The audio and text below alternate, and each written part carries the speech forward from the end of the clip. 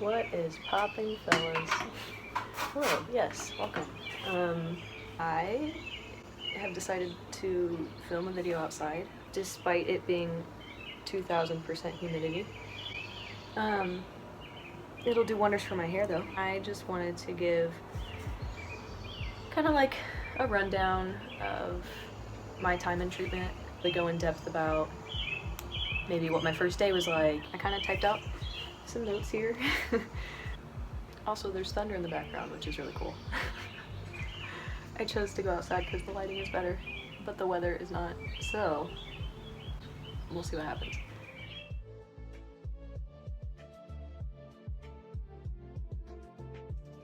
Here is a list that they sent me of what to bring and what not to bring. Clients may bring medications. Please bring current prescription medications. Absolutely no controlled substances / medications may be brought. I brought some medications in like bottles that I had already opened, and they actually had to like get rid of them, destroy them or whatever.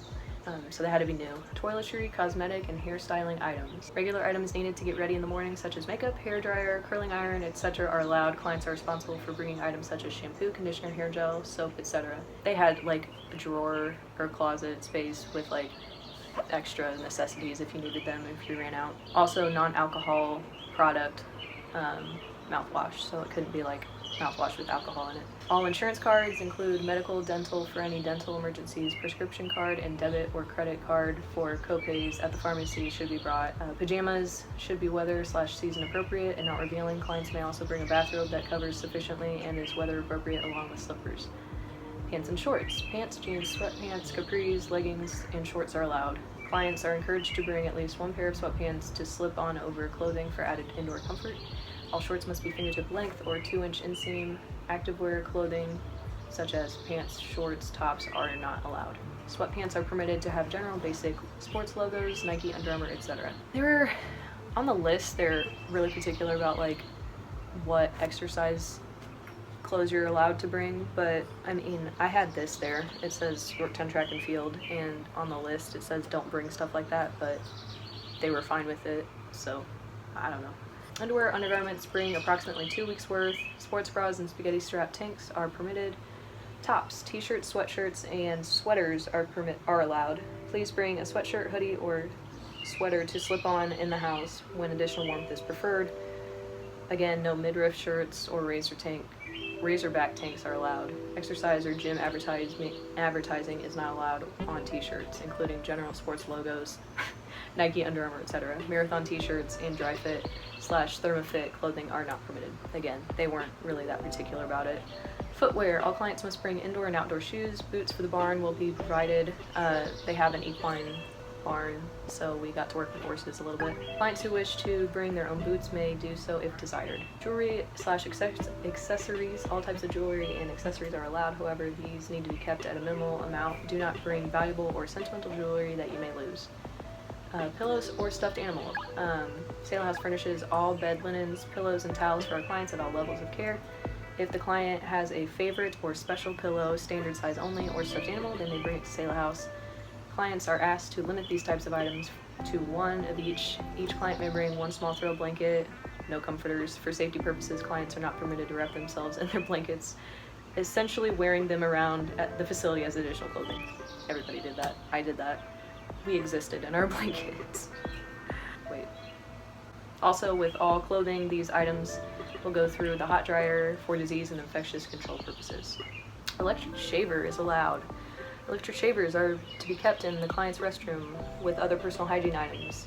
You can use Nair or other hair remove creams as long as they do not come with razor / or with a razor-shaped tool. Photos. Clients are allowed to bring personal photos of their family or friends. Selah House provides a bulletin board for photos. If picture frames are brought, no glass is allowed in the frames. I had a bunch of photos by my bed, and my Mimi actually sent me one photo every day that I was there, and I would keep some at my table and carried around like a stack of photos everywhere I went because I just loved, like family and friends or were such a big motivator for me while I was there, so it was good to look at that as a reminder. So, mail. Clients must bring their own stamps, cards, and/or stationery for personal outgoing mail. All other art materials for written and/or decorating cards or letters are provided by Selah House. iPods are only allowed if they do not have internet access and/or video/camera functions. These items will be given to the Selah House staff to be locked in the client's individual lockbox while not in use and checked out during permitted times. Please make sure to label items with name. Knitting and crochet needles are allowed. So, at the residential level, you're not allowed to have any electronics, basically of any kind, except I was able to bring my Game Boy because it was from 2003 and did not connect to the internet or have a camera. There goes the lawnmower. Hopefully you can still hear me. Check that.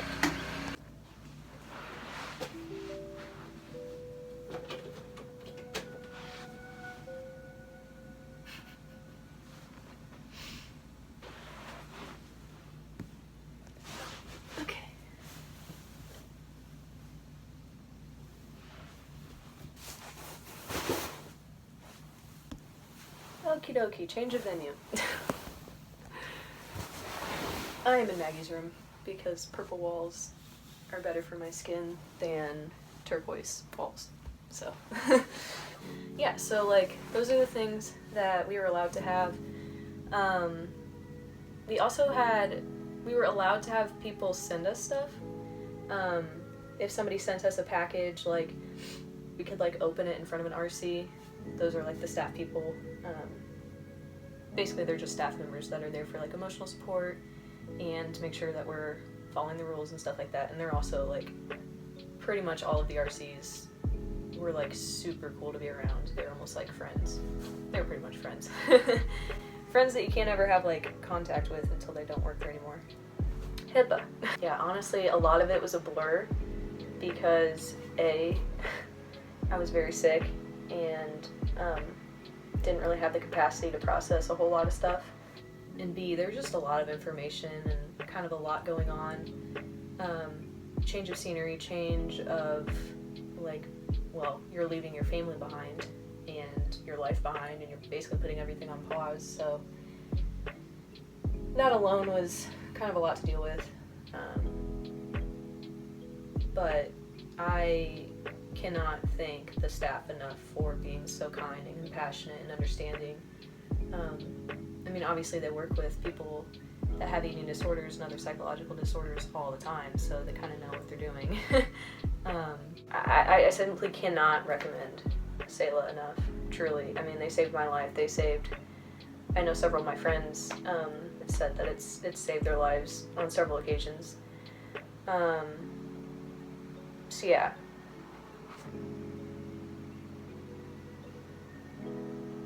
It was really hard leaving my family. I'm just very close with them.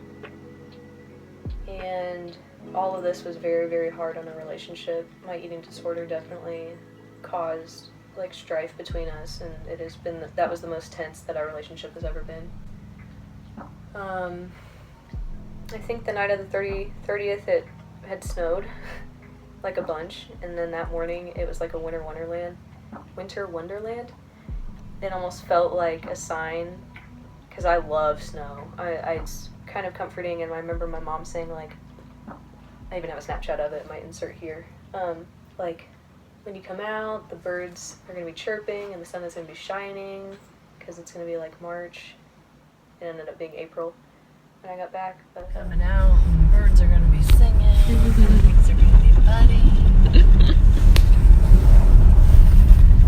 So got there, pulled into the back where they told us to go. My dad had gotten there already. We drove separately, and then a lady came out and was like, alright, so you can say your goodbyes while we get some paperwork ready, and then let me know when you're ready. And so we talked and hugged and took some pictures and said our goodbyes. And I remember like walking through that door, it's the door to the back of the house, and being like, I won't see them for 3 months.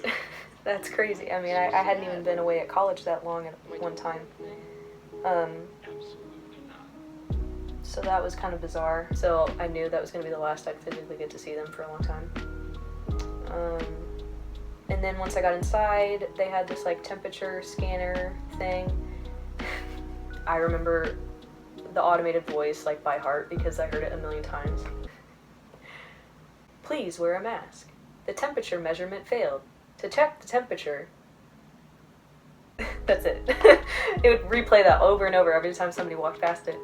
So yeah, I went into like the assessment room, which is just a little office with a table, and it was basically I just sat there and signed off on a whole bunch of paperwork. But that took like an hour or so, and I think I got done around 10:30 maybe. And then by then I got taken into the oh, pause.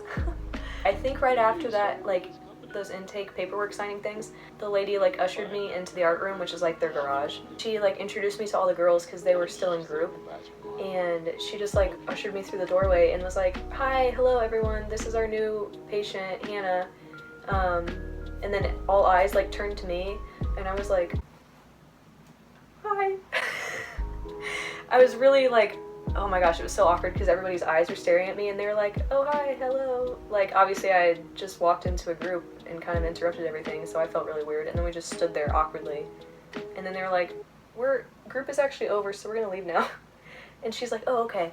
And then she took me to the nurse's office, and that's when I started like my medical assessment and like general physical. I don't remember everything that I did. They basically just did like I think they did like a general physical. I got weighed. Obviously all the weights there are blind. You don't see your weight. And I think I got blood work done. I know I got an EKG, which took a long time, and but I mean it came out fine. My heart was strong, so. Oh yeah, they also did like body check. So like if you have any like self-harm or past scars and stuff, they need to be able to document that so they can tell any changes. They document like tattoos, piercings, and stuff. I remember the nurse who did my intake. I don't know if I'm allowed to like name drop. I might just like, we'll call her Nurse Carrie. Nurse Carrie was the best. I freaking loved her. She was so sweet, and she helped me through a lot of difficult stuff. Nurse Carrie finished with me, and she took me out into the milieu, or the living room. This is basically a big mansion. I guess you could call it a mansion. It's a mansion to me, it's a big house. Took me out into the living room, and that's when I kind of really integrated with everybody. I was given like a canvas bag, and then inside that was like a body image workbook, a pencil case with pens and pencils, and headphones, which is weird because you can't have like your phone and a flash drive. I don't know why there was a flash drive. And then some like fidgety things like silly putty. Oh yeah, I got a cubby to like keep all that in. I have my name. And then that's where I kind of like met everybody and got introduced to people, and I just remember being like swarmed with a bunch of people like saying, hi, hello, my name is, and I just being like, hi, nice to meet you, and then the name would just immediately leave my brain. It was very overwhelming, but like I loved everybody was so welcoming, and that really did make me feel at ease, despite kind of everything just being new and not really knowing how to feel everything out. I remember there was a commencement that day, so that's when somebody was like leaving. She had been there for 14 weeks, and it was interesting like me coming in and watching somebody leaving and thinking like, you know what, my time here is limited, I'm not going to be here forever, and so just work towards that, you know, work towards being that person. Yeah, and commencements are really cute because you pick a little figurine, which is basically like a toy. They have a big what's the shelf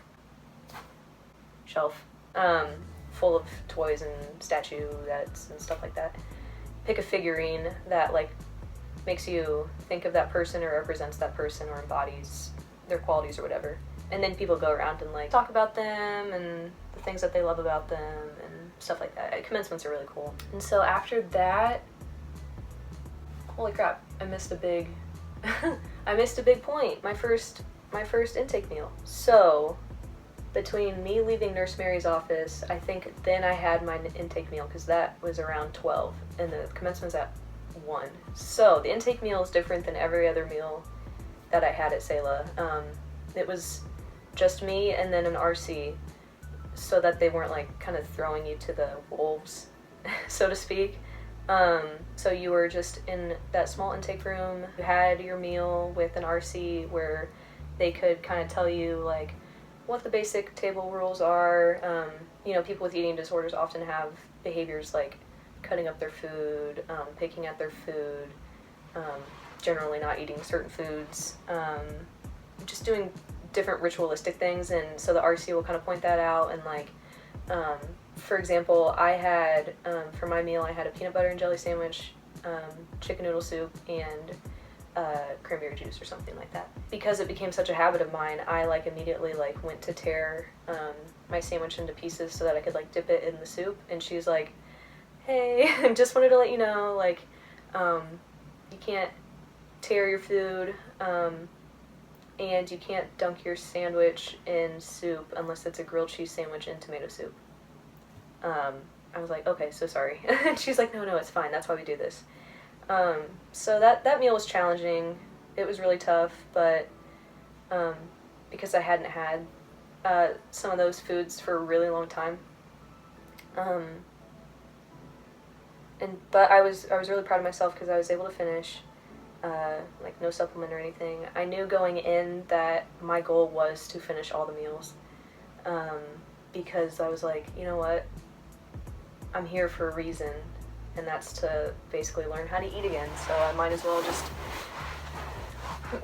bite the bullet, for lack of a better term, and just do it, even if it sucks or it's really scary. I was scared for meals basically until the day that I discharged, so although it wasn't every meal, it did get better. But yeah, I was proud of that. And then by this time it was like 1:30, 2 o'clock, and so typically from 2 to 3 you have some sort of group. So I think we had some sort of like narrative therapy group or something, basically where you work on like telling your story, and that's supposed to be therapeutic and stuff, so that you kind of know where you've been, so you know where you're going, kind of thing. And then at 3 o'clock, you typically have afternoon snack, but since I was on a refeeding meal plan, I did not yet have snacks on my meal plan. Maybe I think I got polled maybe during snack time. I got polled by my dietitian, and I met her for the first time, and we kind of went over basically the components of my eating disorder, foods that I struggle with, safe foods, which are foods that people feel like more comfortable eating, or only foods like they allow themselves to have. So we would have, you know what, let me go get it, because I think I actually have some papers. I'll be right back. Yeah, okay. This is the pretty canvas bag. I made this with my friend Everett. So with my dietitian, I went over my weekly menu. We had a 4-week rotation on menus, so we would fill out our menu for that week, and we'd have a choice between like 2 options of what we were going to eat that week. So here is just one that I happen to have.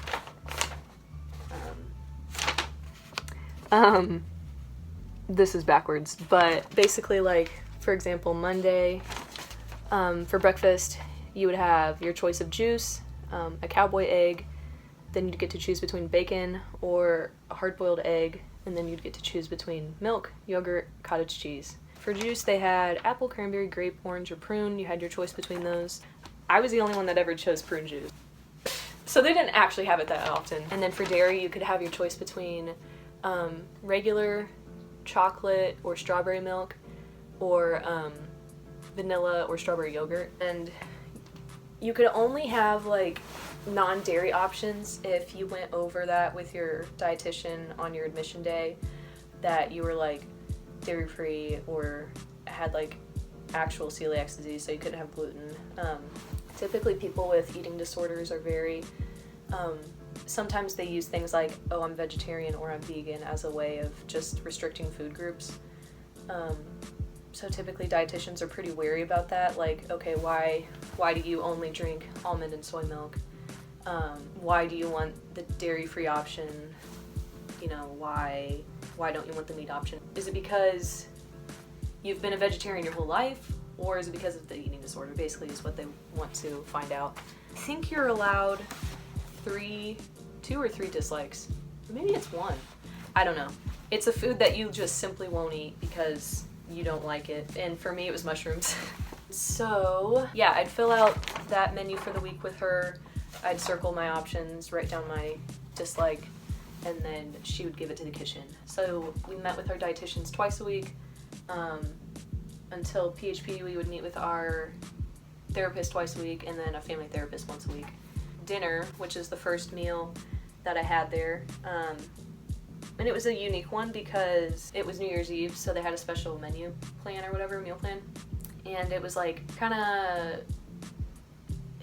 chicken, boneless chicken wings with like vegetables and dip and something else, I can't remember. It was like supposed to be typically New Year's Eve food, but I don't have that stuff for New Year's Eve. we do like fondue and stuff, but yeah, that dinner was different for several reasons. A, because it was just like a special menu, and B, because the clients actually had to portion their plate, because typically for dinner, well, for all meals, clients would have the like meals portioned out for them.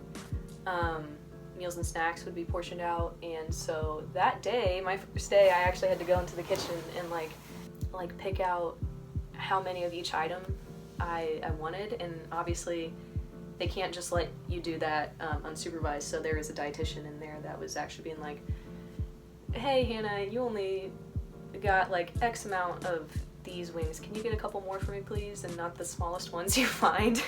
And then phone time would be 7 to 9, I think was phone time, when you could call your family or whoever was on the approved call list that you had. And you only had like, I think you're supposed to have 30 minutes or something, but they got kind of lenient with that, and some people would be on the phone for like an hour and a half or so, which is fine unless you have a full house of 15 girls and, you know, everybody's waiting for a phone. So they have a band system there, like a wristband system. They have red, yellow, green, and then white and blue. Red band is the highest movement restriction, which means no walks. You have to have a wheelchair on outings, if we ever had outings, but we didn't really because of COVID. You can't leave the front or back porch, and you have to sit on the chair in the shower, which is no fun. And yellow band allowed 15 minutes of joyful movement, which is like light exercise. Yellow band is allowed off the porch. You can stand in the shower, yeehaw. And you're allowed to do yoga once a week when they have it for group. Green band is basically the same as yellow band, except you were allowed to do green band group, which nobody ever participated in that. For example, I heard that they used to do like Just Dance, which I thought would be fun, but we never really had enough green bands at one time to do it, and then once we did, nobody wanted to do it. When I first got there, I was red band. Most people are red band when they admit, just because they haven't gotten your lab work back, and they kind of want to make sure that you're medically stable. And then yellow band, most people are yellow band for the duration of their stay.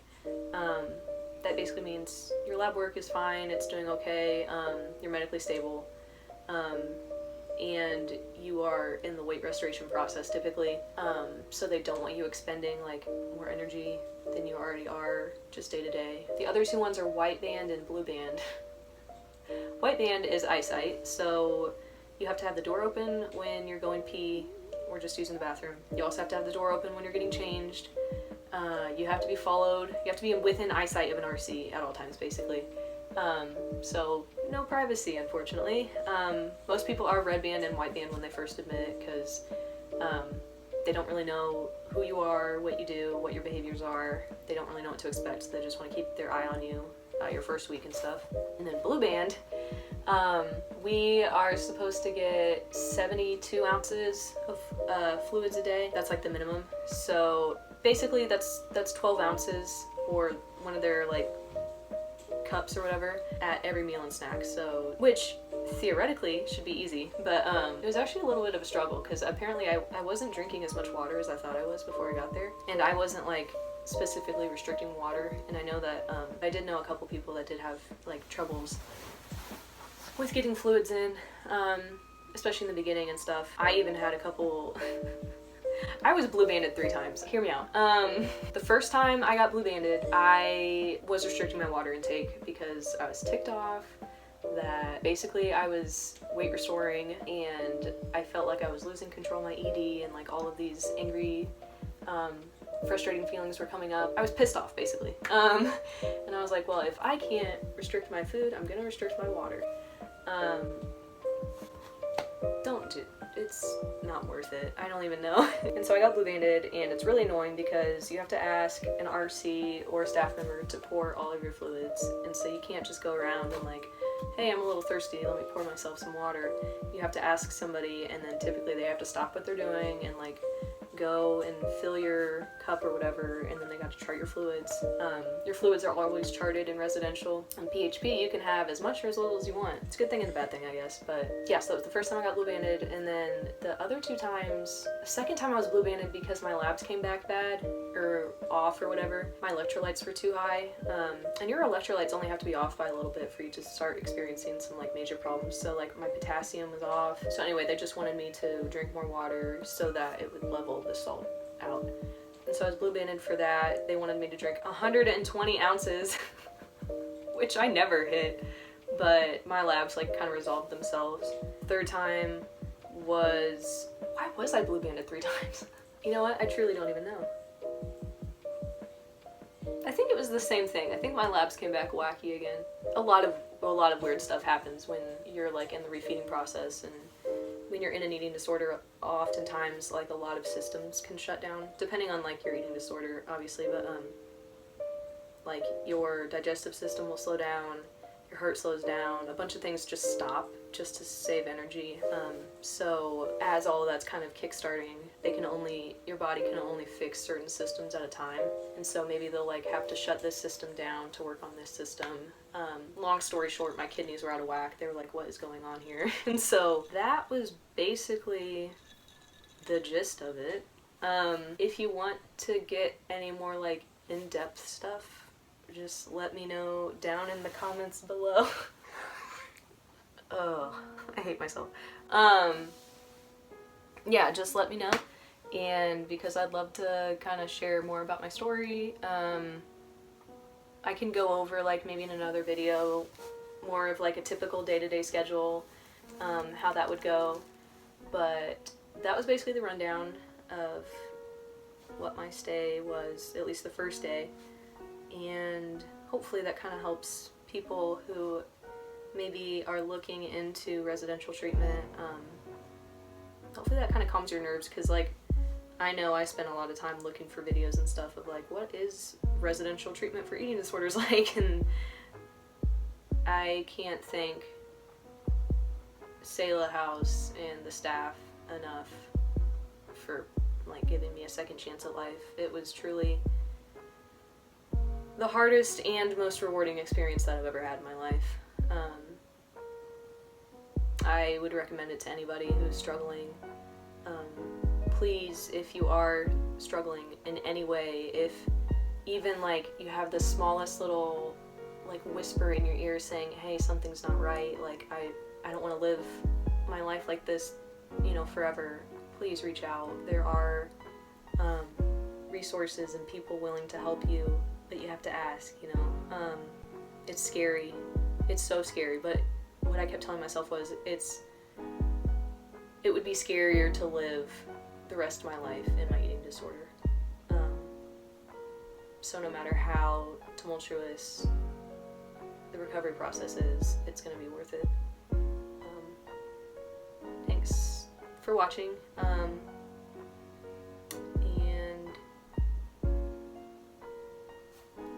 I don't have like a sign off, so